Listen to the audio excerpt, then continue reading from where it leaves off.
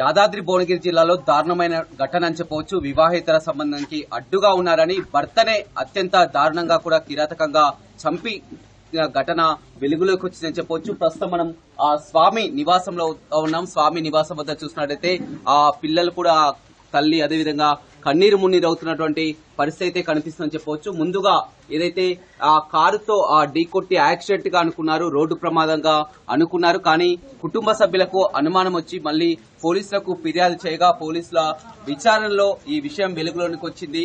ఆ భర్తని ఆ భార్య చంపిందన్న విషయం కూడా వెలుగులోకి వచ్చినటువంటి పరిస్థితి కనిపిస్తుందని చెప్పవచ్చు. స్వామి ఒక ట్రాక్టర్ ఆ షోరూమ్ లో మేనేజర్ గా పనిచేస్తూ ఉన్నారు. అయితే ఆ క్రమంలో కూడా అతని స్నేహితులతో కలిసి బైక్ పై ఇంటికి వస్తున్నటువంటి క్రమంలోనే స్విఫ్ట్ కార్ ఏదైతే ఉందో ఆ సినీ పక్కిలో కూడా ఆ కారుతో గుద్ది కూడా చంపడం జరిగిందని చెప్పవచ్చు. మొత్తం ఆ కుటుంబ సభ్యులంతా కన్నీరు మున్నీరు అవుతున్నారు.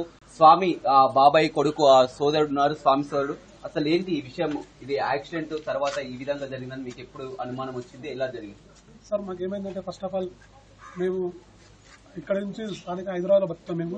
అయితే హైదరాబాద్ నుంచి మేము ఇక్కడ నుంచి పోతున్నాము, హైదరాబాద్ పోతున్న నారపల్లి దగ్గర రాగానే మాకు ఫోన్ వచ్చింది, మీ అన్న ఇట్లా యాక్సిడెంట్ అయింది, కాటపల్లి నుంచి చాడ మధ్యలో యాక్సిడెంట్ అయింది, మీ అన్నకు చాలా సీరియస్ ఉందని ఫస్ట్ ఫోన్ వచ్చింది.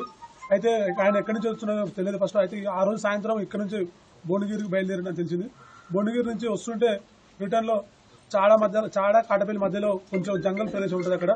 అయితే ఆడ కార్ యాక్సిడెంట్ అని తెలియగానే మేము అటా వచ్చినా మళ్ళీ వచ్చేసరికి భువనగిరి ఏరియా హాస్పిటల్కి తీసుకొచ్చారు. భువనగిరి ఏరియా హాస్పిటల్కి వచ్చేసరికి ఆల్రెడీ ఇక్కడ డెడ్ అయినా అనే తెలిసింది. అయినా కూడా మేము నమ్మలేక సార్ రండి యశోద హాస్పిటల్ రండి, మేము హైదరాబాద్ తీసుకురండి, ఎన్ని లక్షలు కట్టితే మేము అయినా కూడా మేము అని అనగానే ఆల్రెడీ ఇక్కడ భువనగిరి మీ అన్నని ఈ విధంగా చంపాలని. అయితే అంత దూరం వచ్చేసరికి మేము అక్కడికి వచ్చినాక మేము ఫస్ట్ యాక్చువల్లీ యాక్సిడెంట్ అనుకున్నాం, అది అనుకోకుండా జరిగిందేమో అని అనుకున్నాం.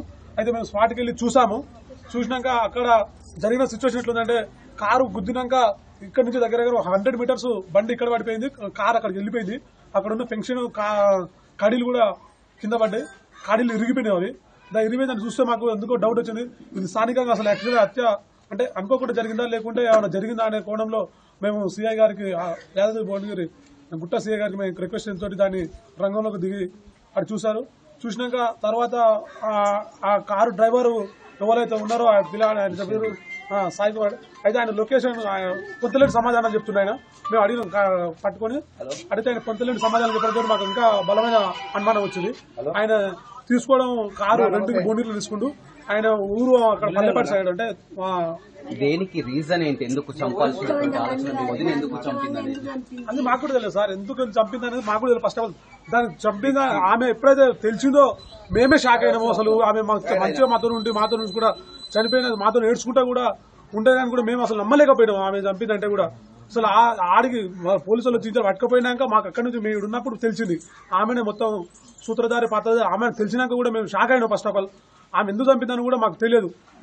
ఆమె తర్వాత తెలిసింది ఎంక్వైరీలో పోలీసులు మనకు ఎంక్వైరీ చేసి చెప్పారు ఆమెకు వివేకతర సంబంధం ఉన్నది ఎవరు అబ్బాయి అని, దానివల్ల చంపారని ఇప్పుడు అంటున్నారు. కానీ మాకు అదివరకు అయితే వాస్తవానికి తెలియదు. ఆమె అలాంటి మేము అనుకోలేదు. ఇన్ని రోజులు మాకు మంచిగానే ఉండేది, ఇక్కడ మాట్లాడుతుండే మంచిగా అన్ని చేస్తుండే, కానీ మా అన్న ఇట్లా పొట్టన పెట్టుకున్నాను మేము అసలు ఎక్స్పెక్ట్ చేయలేదు. ఫస్ట్ పోలీసులు ఏం చెప్తున్నారు? పోలీసులు ఎంక్వైరీ చేశారు.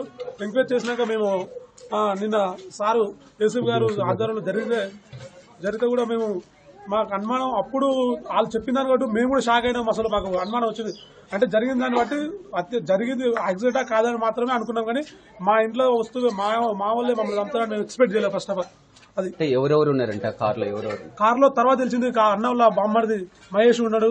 ఆయన లొకేషన్ ట్రేస్ చేస్తే అక్కడ లొకేషన్ ప్రకారం మహేష్ అక్కడ అదే ప్లేస్ లో ఉన్నాడు అని తెలిసింది. తర్వాత ఆయన కారు డ్రైవర్ కూడా ఆ కారు ఒప్పుకున్నాడు, మహేష్ ఉన్నాడు. తర్వాత మా వదిన ఉన్నదని ఒప్పుకున్నది తెలిసింది.